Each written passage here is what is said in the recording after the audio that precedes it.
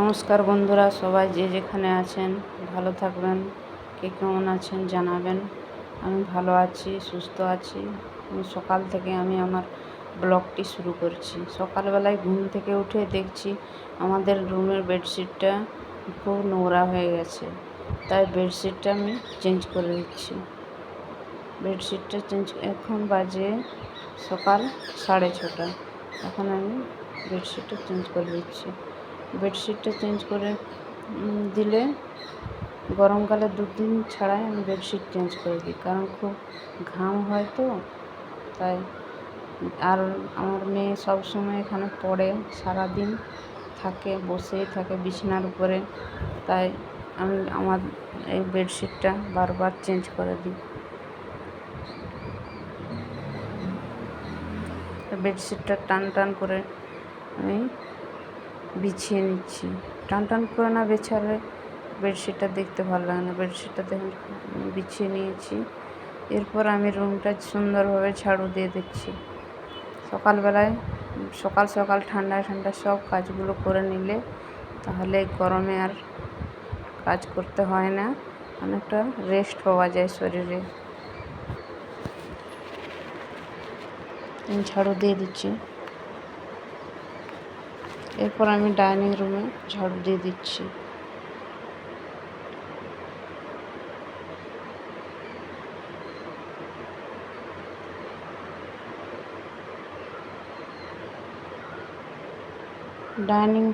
Dining রুমে dining টেবিলটা একদম সে লাস্টে আছে, তাই দেখা যাচ্ছে না ঠিক মতো।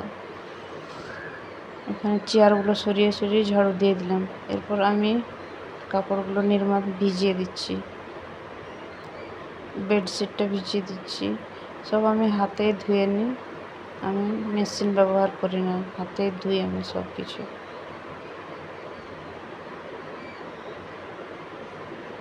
একটু ভিজতে দিয়ে রেখে দিয়েছি, তাহলে খুব সুন্দর পরিষ্কার হয়। এরপর আমি আমাদের যে বাইরের উঠোনটা হয়, যেখানটায় উনুনে রান্না বান্না হয়, আমার গার্ডেন আছে আর আমার মোরগ টোরগ বাঁধা থাকে, সেগুলো আমি সুন্দরভাবে ঝাঁটিয়ে নিচ্ছি। ঝাড়ু দিয়ে পরিষ্কার করে ছাঁটিয়ে নিলাম। এরপর আমি এসেছি কাপড় কাচতে। কাপড়গুলো আমি সাবানে ডলে ডলে প্রথমে নিরমায় দিয়েছিলাম তো, তাই সাবান একটু লাগাতে খুব সুন্দরভাবে পরিষ্কার হয়ে যাচ্ছে। আর রোজকার কাপড় আমি রোজ কেচে নিই বলে আমার অতটা নোংরাও হয় না।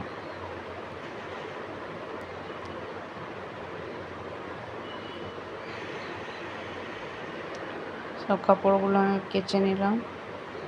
কেচে নিয়ে এবারে ধুয়ে নিচ্ছি। বেডশিটটাতে একটু উজালা দিয়ে দেবো, উজালা দিলে সাদা বেডশিট দেখতে খুব সুন্দর লাগে।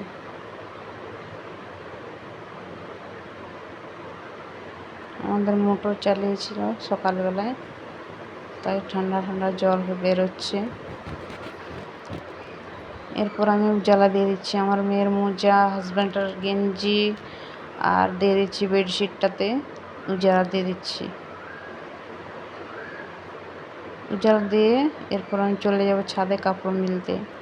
ছাদের উপরে চলে এসেছি কাপড় মিলতে। সকালবেলায় রোদ উঠে গেছে, কাপড়গুলো সব মিলিয়ে দিচ্ছি। এক এক করে সব কাপড়গুলো মিলিয়ে দিচ্ছি।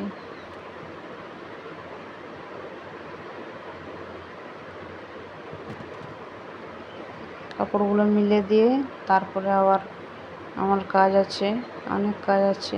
সকালবেলায় সব কাজ থাকে, বিকেলের দিকে অনেকটা রেস্ট হয়।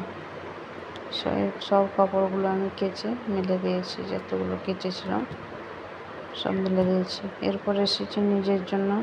হাজব্যান্ড আর মেয়ে ড্রয়িং ক্লাসে গেছে, ওকে রুটি বানিয়ে দিয়েছি আর পনিরের তরকারি করেছিলাম দিয়েছি, আর হাজব্যান্ডকেও দিয়ে দিয়েছি। তারপর আমাকে খিদে পেয়ে গেছে প্রচুর জোরে। এরপর আমি নিজের জন্য রুটি বানাচ্ছি। নিজের জন্য 3টে রুটি বানিয়ে নিচ্ছি।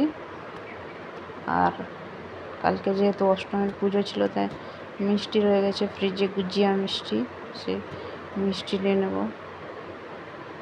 এটা আমি সাজিয়ে আমার শর্ট ভিডিওতে দিয়েছিলাম, এইভাবে সাজিয়ে।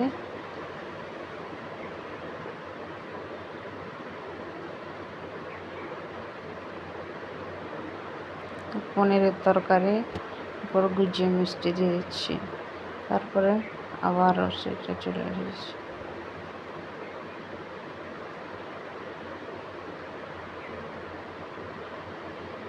ঘুরে আবার রিপিটেড হয়ে গেছে সব ভিডিওটা।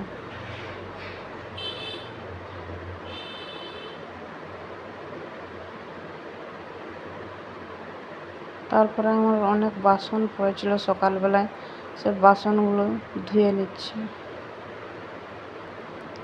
আমি যেহেতু রাত্রে সব বাসন ধুয়ে দিই, কিন্তু এই ব্রেকফাস্ট করার পরে আবার বাসন জমে গেছে, সে বাসনগুলো ধুয়ে নিচ্ছি।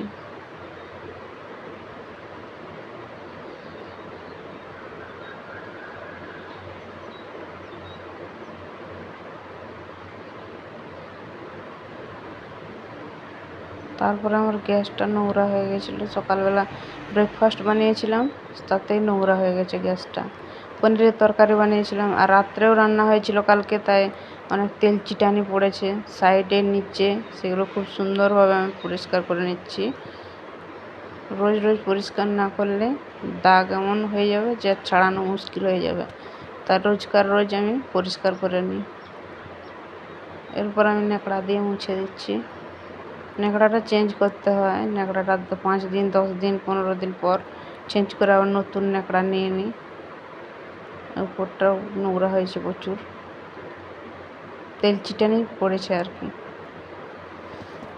ভালো করে ধুয়ে নিয়ে গ্যাসের বার্নারগুলো লাগিয়ে দিচ্ছি।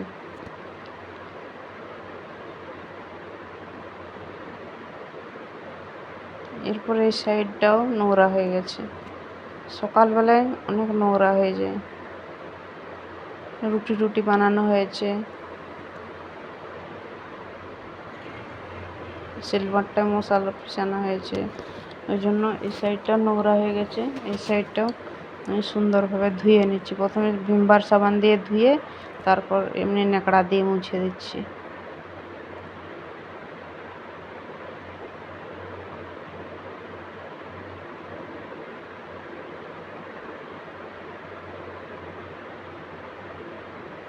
তারপর নিচে যেখানটায় আমি ডাস্টবিন রাখি সেখানটায় নোংরা পড়ে, সেখানটাও পরিষ্কার করে নিচ্ছি।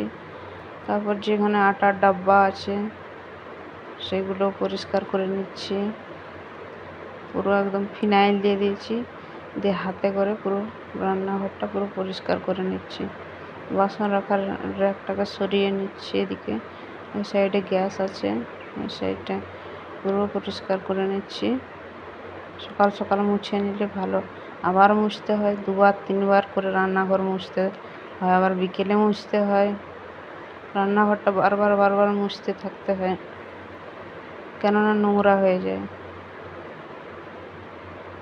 ওইটা আমার চালের ডাব্বা, আর এই আসনগুলোতে খাওয়া হয়, তো এই আসনগুলোকে আমি ভালো করে পাট করে রেখে দিচ্ছি।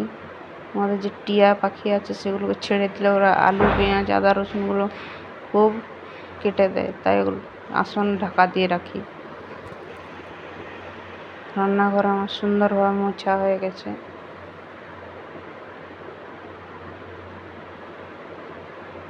দেখুন রান্নাঘরটা কি সুন্দরভাবে আমি ক্লিন করে নিয়েছি।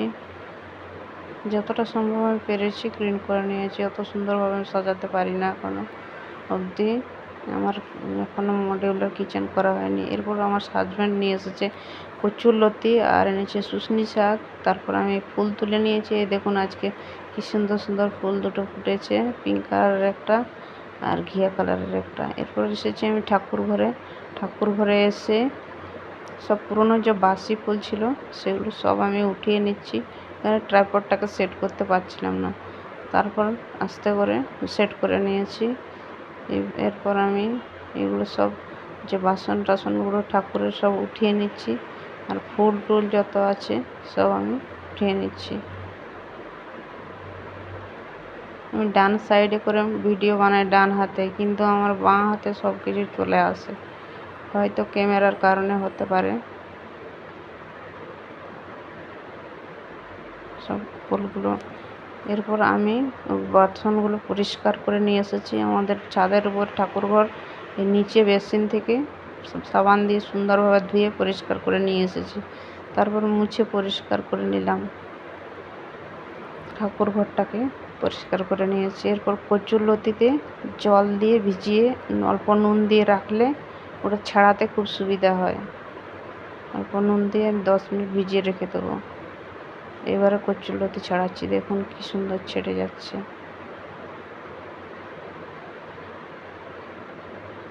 সুন্দরভাবে ছেড়ে যাচ্ছে। যেহেতু অল্প নুন দিয়ে আমি ভিজিয়ে রেখেছিলাম আধা ঘন্টা মতো, এখন খুব সুন্দরভাবে ছেড়ে যাচ্ছে। অষ্টমীর পুজো দিতে গিয়েছিলাম, তাই আলতা পরেছি আর মেহেন্দিও লাগানো হয়েছিল। কচুরলতি না ছাড়ালে খুব খেতে ভালো লাগে না। হয়েছে চিকেন আর কচুরলতি, ভাত, আর হয়েছে শুশনি শাক ভাজা। এরপর আমি গাছগুলোতে আজকে জল দিইনি, কারণ ভেজা ভেজা আছে, বৃষ্টি হয়েছিল। দেখুন কত বড় বড় পেঁপে হয়েছে। আমার হাজব্যান্ড বলছে পাকলে খাওয়া হবে। এই দেখুন ভেন্ডি গাছ বেরিয়ে গেছে, শাকও বেরিয়ে গেছে। কাঁঠাল গাছটা অনেক বড় হয়েছে, পেয়ারা ধরেছে। তারপর ছাদে গেছি, কাপড়গুলো শুকনো হয়ে গেছে, 12টার সময় তুলে নিয়ে আসলাম। ব্লগটি যদি ভালো লেগে থাকে